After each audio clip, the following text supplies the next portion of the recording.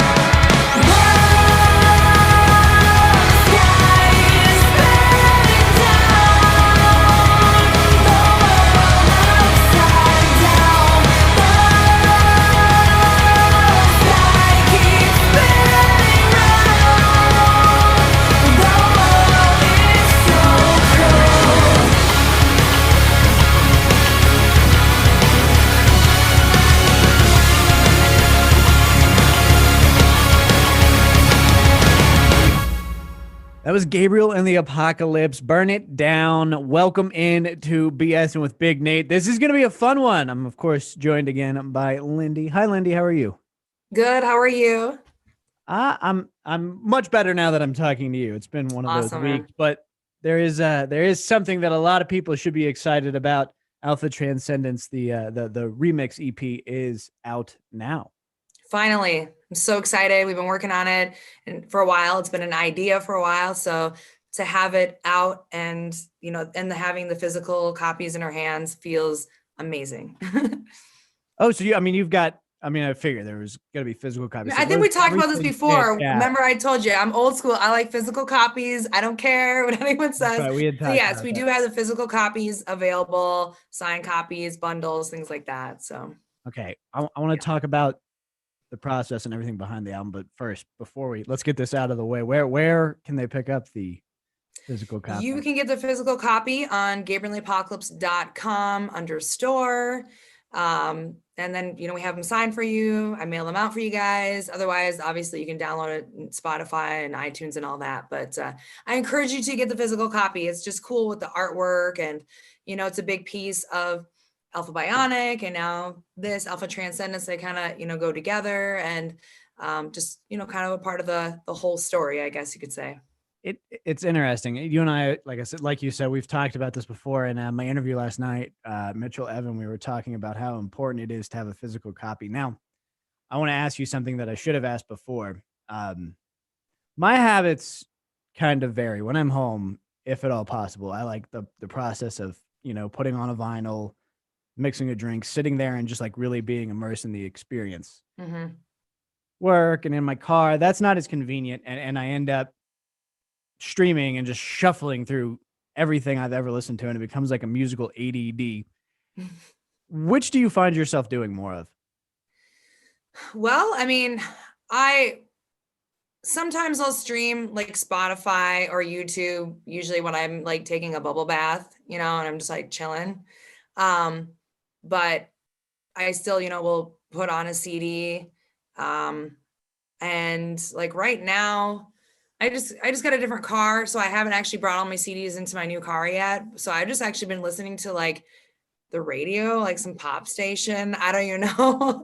Every morning, I'll kind of listen to that when I'm driving. But I don't know. I do like the full experience of a CD, a back-to-back thing, and it's just weird how it's just really not like that anymore, and it's more like singles and things like that. But I like the whole experience. I like the whole story. I like the artwork, and if the physical copy has like the lyrics in it, I want to know who wrote what and who produced it and who mastered all that. So I don't know. I'm gonna try to keep that alive, because I just think that's really important to have the physical copy. It's another extension of the art. It's another extension of the music, and it'd be a shame for all that to kind of be forgotten or dismissed. Yeah, and I absolutely agree. I think it's incredibly important. I think it's something that doesn't just casually happen. Right. There's as much as there's blood, sweat, and tears poured into the music, that packaging, the product you receive when you buy it physically, everything is carefully considered and goes along with the art, usually. Mm-hmm. And I'm not going to say that's the case with something like Now That's What I Call Music, because obviously they just found their logo and have ran with it. But when you're buying from an artist like this, it's something that's it connects you to the artist. You mentioned you got a new car, and you got a car with a CD player. Yes. Did you know they're starting to phase those out? That's why, man, I made sure I got a car that has the 6 CD disc changer in it. Okay. And my car before that had that too. So I was like, no, I'm getting a car with a fucking CD player in it. I agree 100%. It's insane to me that they're getting rid of them. Okay. Now I actually want to talk about the EP, because we've gone on a tangent. I just wanted to I could talk forever about that. Like, so, I mean, it's 5 remixes. And I know you had other artists doing it, and I know you probably don't want to do this, but is there one on the EP that is your favorite? I definitely would have to say Burn It Down, what Rick did for Mushroom Head. I think I was really pleasantly surprised, because Systematic Chaos original, it's a lot, it's kind of catchy, kind of radio, still has that edge, but I mean, he took that and made it into this old school, industrial, dancey, grimy strip club kind of feel. And I just love how it has that old school industrial sound. And so that one's probably my favorite, I'd have to say. I close agree, though, because I do like all of them, but that's the one that stood out the most to me. But point 3 was pretty close as well. I know I like the production on that one a lot. So what's it like? When you get these remixes back, is there a moment where you're like, I'm not so sure this works, and then you have to go back and tell your friend, the person who's working on this, I don't like what you did?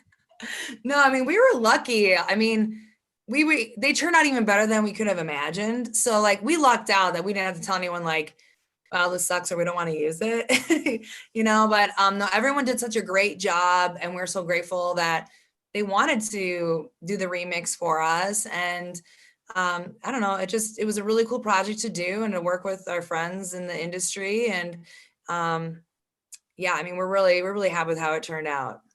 I like the concept of a remix EP, remix album. I think it's something that, I mean, obviously it's called a remix, damn it. It obviously like reinvents it and kind of gives it a fresh new sound. Definitely. But it's also a lot of fun to see because art is important, but a lot of it's in the eye of the beholder, as they say, to use a really cliched phrase. So it's interesting to me to see, you guys have your music and then what these other artists hear when they hear it and they're like, hey, we should do this. So, I mean, I'm really excited it's out and I highly recommend that everyone goes and listens to it. What is next after Alpha Transcendance? We are working on brand new songs right now. And we have like a good, I would say 12 to 15 songs, kind of pieces of songs, I guess, or, and right now we just narrowed it down to our top 4. And from there, we're going to narrow it down to our top 2. And then we're going to further develop those 2, do music videos, maybe put those in our back pocket and then do that process again, pick our top 4, pick our top 2, do music videos. So we're hoping to just release singles for the rest of the year. Especially too with like, we don't know, like, are we going to be able to do a full tour? Are we not? So we don't want to put all our time and money into a full length record if we can't tour on it. So we just feel like right now it would be a good time to do the single thing, until things are more certain. Yeah, it's risky. And it's a good thing. I mean, it keeps that presence of mind in the fans and it gives us all something to whet our appetites. But you kind of don't reveal the full hand you're playing with. Right.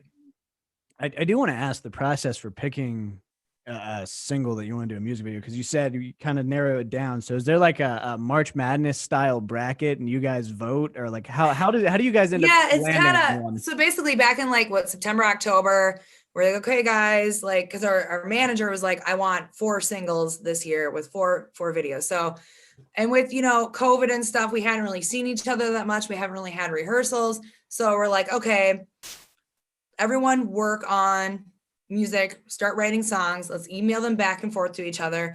And that's kind of what we started doing.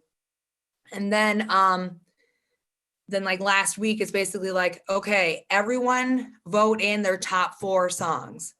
Well, there's one that we all voted on.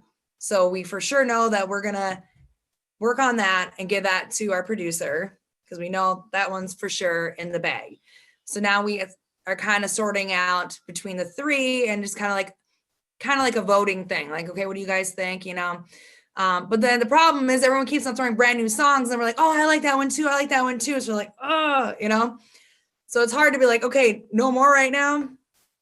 Because then you start getting attached to other songs and I don't know. So yeah, it's kind of like a voting thing right now. And then we're just going to kind of keep that, keep that process and see what happens. But, So I know Jake, he rehearsed with the band last night with the brand new material for like the first time.